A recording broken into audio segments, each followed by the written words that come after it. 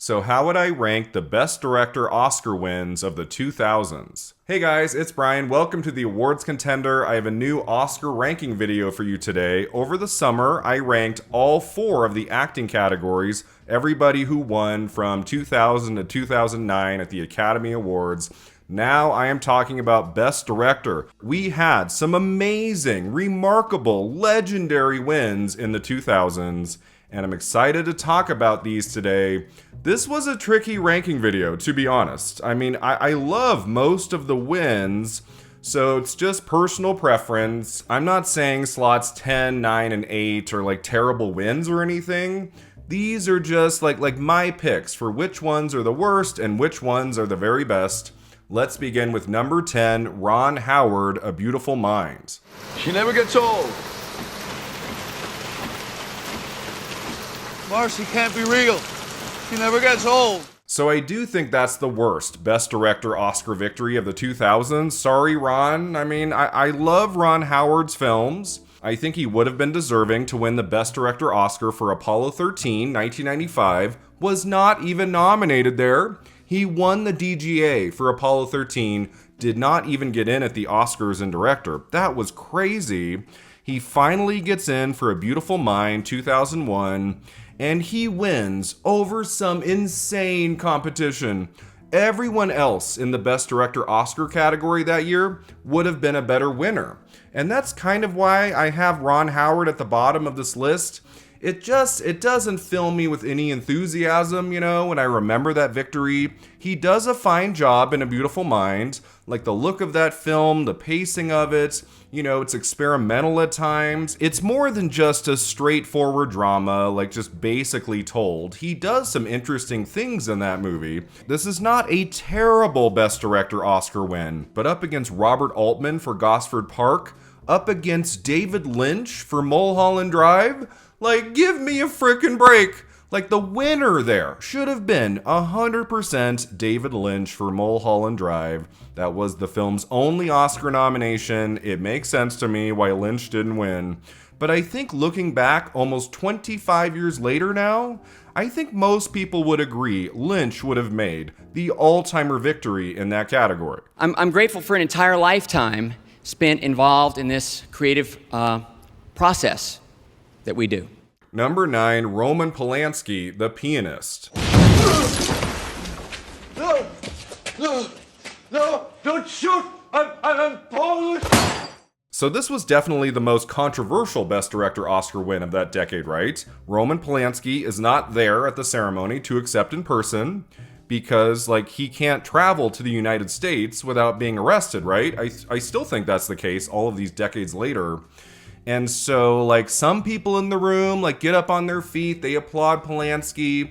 You look at the clip and it's like, oh, how do we address this, right? I mean, there's definitely an elephant in the room. I mean, you watch The Pianist, it's very well directed.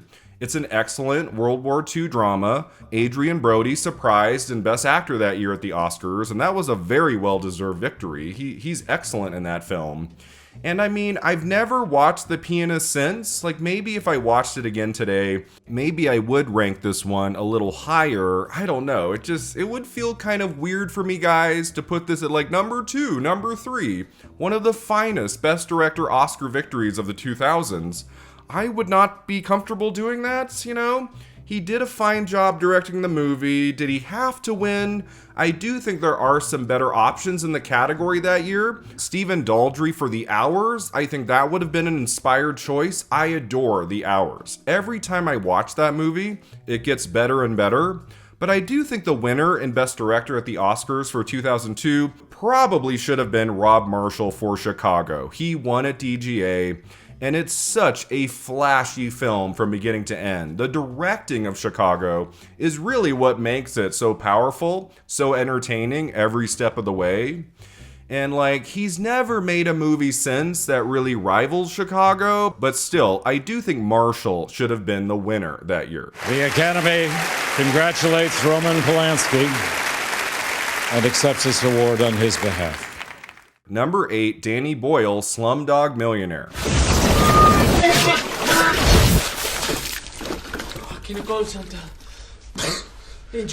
It does pain me a little bit, you guys, to rank this as low as I do in this video, because like at the time in 2008, I loved Slumdog Millionaire. It was in my top 5 films of the year. I saw it twice in theaters. Like I took my mom and dad like the second time. I was like, you have to see this movie. It's amazing. And the directing in that film is pretty extraordinary. So why do I rank it at number 8? Like basically, the movie just has not lasted as well as some others I'm talking about in this video. Like when I was looking at the 10 wins in director, Danny Boyle just did not really stand out to me, even though he did a fantastic job on that film. Like the cinematography, the look of that thing, like how it's all put together. Many directors could have attempted Slumdog Millionaire and failed spectacularly. Danny Boyle did not fail. He did a great job with that. I have always admired how Danny Boyle throughout the decades will never make the same movie twice. He really does bounce around in a bunch of different genres. He tries new things. Some of them work, some of them didn't. Slumdog Millionaire very much worked. And that was a special night. You know, it was exciting when Danny Boyle won director and the movie won picture. And, you know, it was kind of celebratory. In some ways, like when you look at the lineup in picture and director that year, Danny Boyle, Slumdog Millionaire makes sense. Another reason, though, why I do rank this a little bit lower is that The Dark Knight and Christopher Nolan should be in the category. If Nolan was there in Best Director, I would in a heartbeat swap out Danny Boyle for The Victory and replace him with Christopher Nolan. Christopher Nolan's first Oscar win should not have been for Oppenheimer 2023. It should have been for The Dark Knight in Best Director. And I wanted to thank you for that, and also for an extraordinary, what a beautiful show you've done. I don't know what it looks like on television, everybody, but in the room it's bloody wonderful, really. So well done, everyone. Number 7, Clint Eastwood, $1 Million Baby. I can't get inside. I can't get close enough to hit her. You know why that is? Why? He's a better fighter than you are, that's why. Starting now, there's no one I would replace the Best Director Oscar winner with.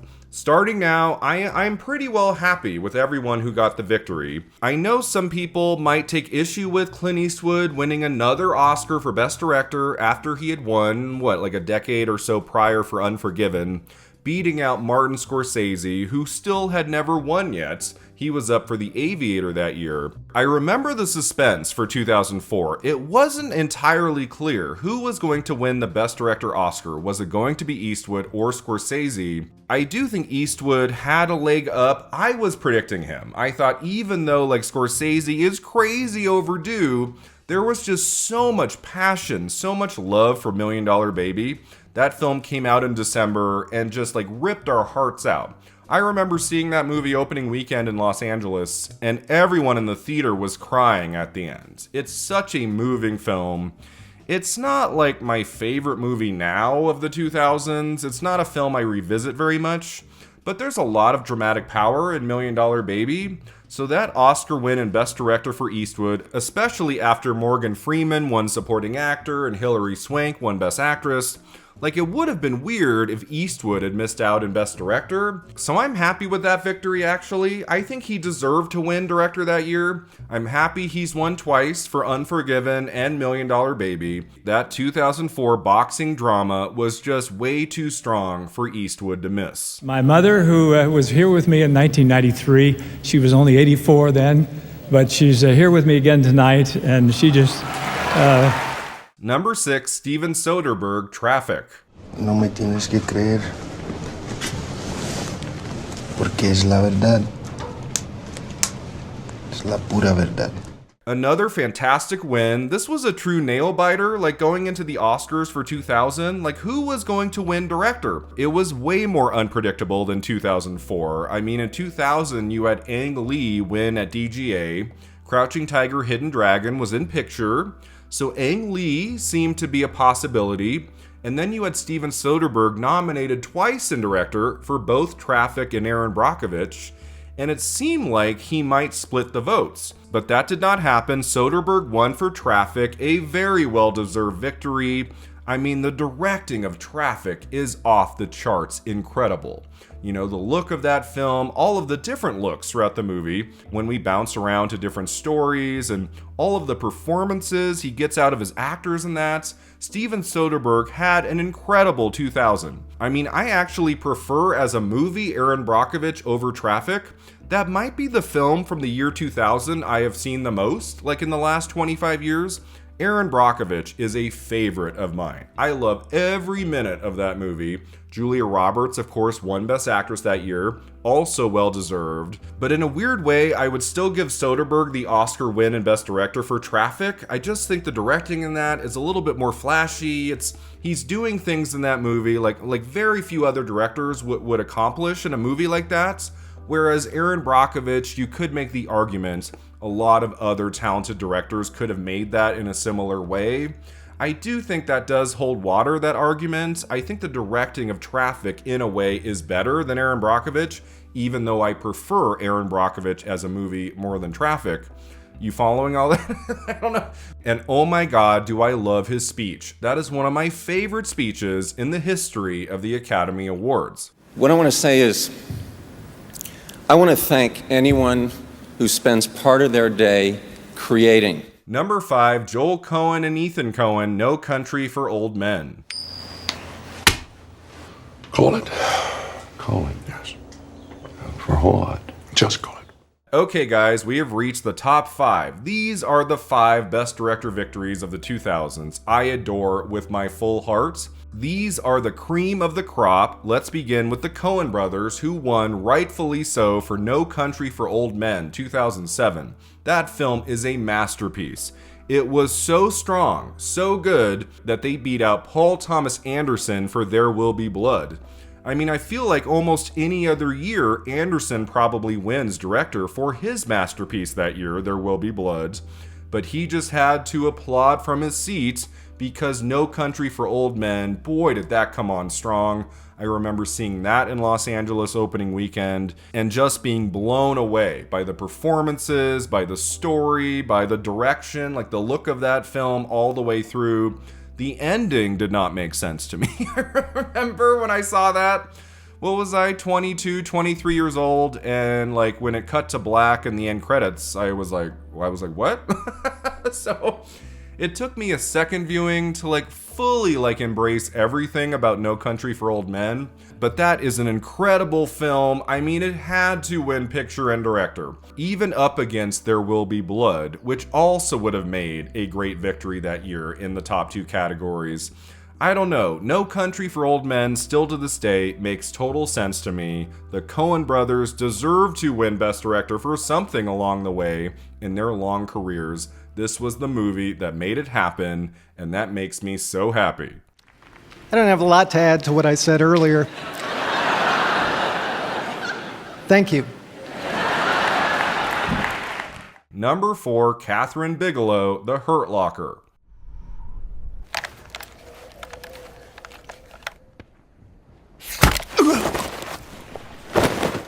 Holy shit, was this a long time coming, right? It took more than 80 years of the Academy Awards for a woman to finally win Best Director. I mean, that should have happened way before 2010, right? We only had a handful of women nominated for Best Director at the Oscars up until that point. It was such a special moment. I remember that like it was yesterday. Going into the ceremony, it seemed pretty obvious it was going to be Bigelow. There wasn't too much suspense.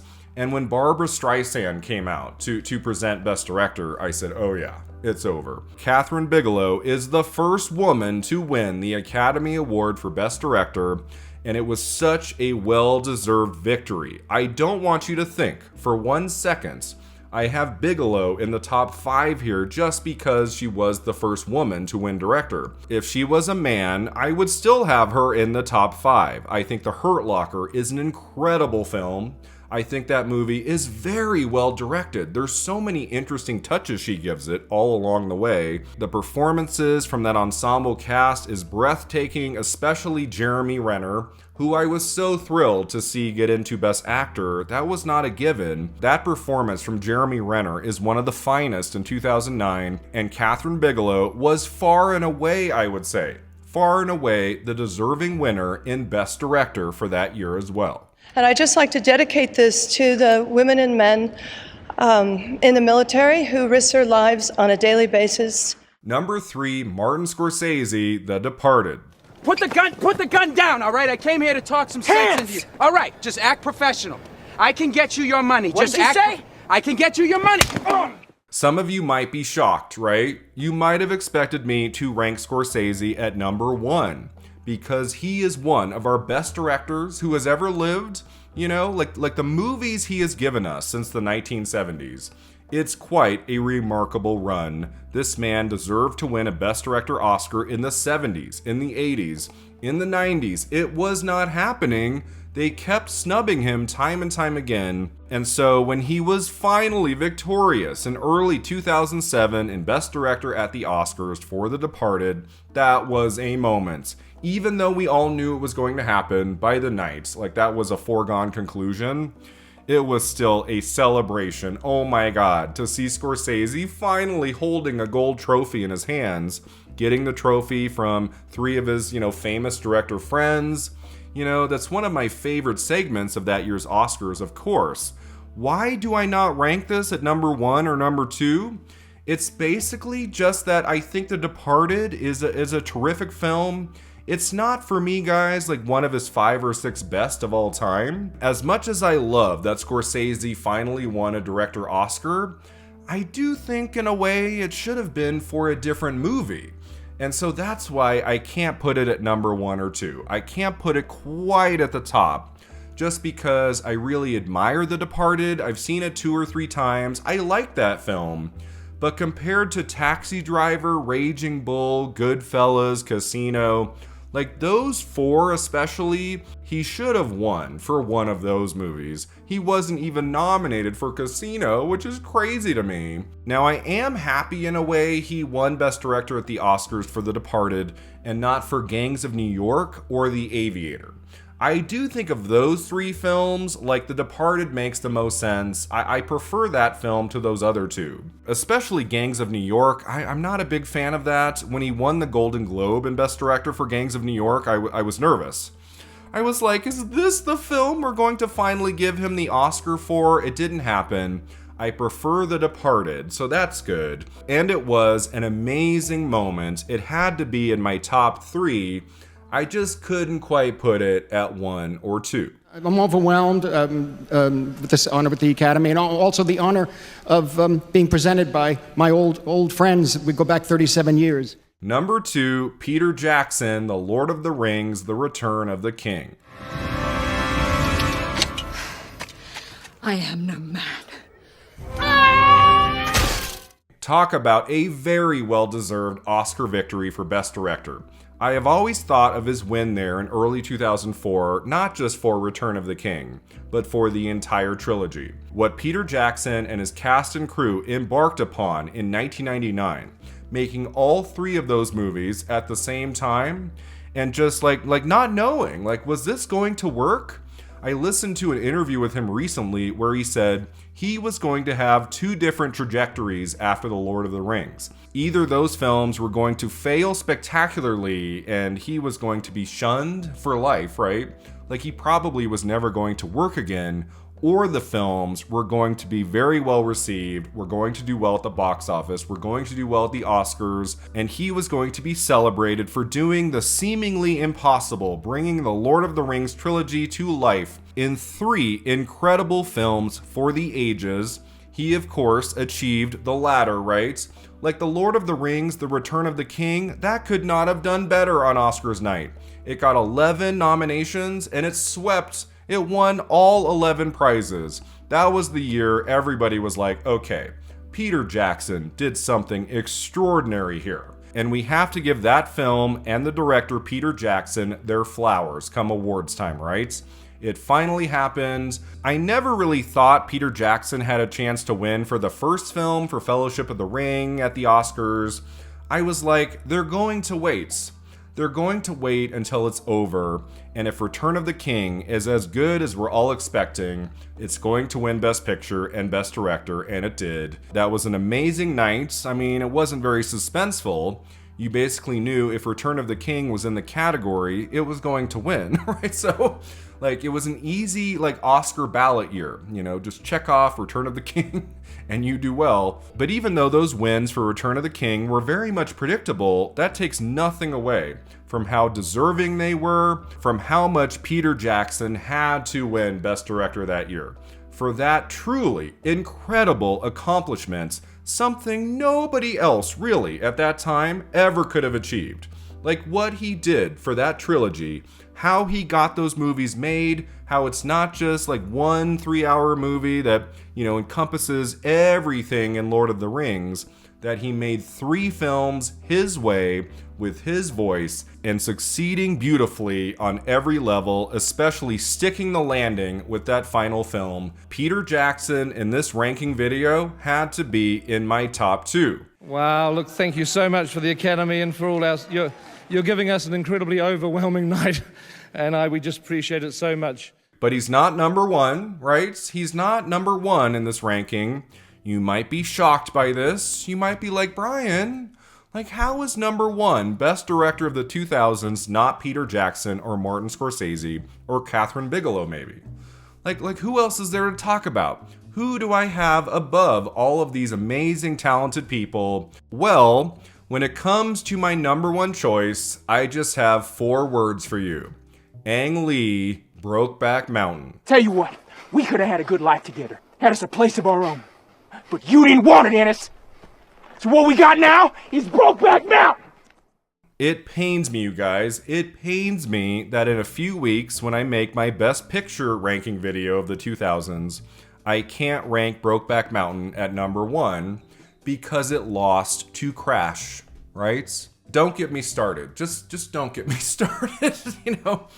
I will have some thoughts about Crash winning Best Picture in that next ranking video. Today, I get to celebrate Ang Lee rightfully winning Best Director at the Oscars 2005 for his masterpiece of a movie, Brokeback Mountain, which is one of the strongest, most haunting love stories ever made in the history of cinema. Anytime I think about the last few scenes of that movie, I often get teary-eyed, so I will try not to reflect on how that movie ends. I will just reflect on the beautiful directing job he did on that film. The way he allows the characters to breathe. In a very slowly paced drama, we're never in a rush to get anywhere, but boy, the dramatic power of that story just continues to build and build all the way to the 3rd act. To not be deeply affected by this love story, kind of makes you made of stone, right? I mean, it's so sad, it's so devastating. The performances by everyone in the movie are amazing, especially Heath Ledger, who just breaks your heart in that film. It's a performance for the ages, and I do think when it comes to everything Brokeback Mountain, it's the masterful approach from Ang Lee, the director, that makes that movie as special as it is. I think if another director had taken on Brokeback Mountain, it might have been good or great, but there's something about Lee's approach to the material that makes it so powerful, so haunting, so moving. I love everything about Brokeback Mountain. It should have won the Oscar that year for Best Picture. It's still 20 years on, guys. 20 years later, absolutely pisses me off. First, that it lost, and second, that it lost to Crash. I mean, give me an effing break. Brokeback Mountain should have won Best Picture at the Oscars that year, but thank God in Best Director, Ang Lee took the gold trophy as he deserved to. I do think the number 1 Best Director Oscar victory of the 2000s is Ang Lee for his masterpiece, Brokeback Mountain. To my mother and family and everybody in Taiwan, Hong Kong, China, 谢谢大家的关心. Thank you.